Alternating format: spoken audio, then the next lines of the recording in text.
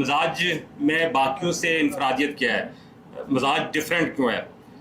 इससे पहले हमने जितने भी चैनल, हम खुद अखबारात में काम किया, बहुत सारे यहाँ दोस्त बैठे हैं, सब ने अखबारात चैनल्स, तो एक सेठ और मजदूर का जो एक रिश्ता रहा है हमने देखा।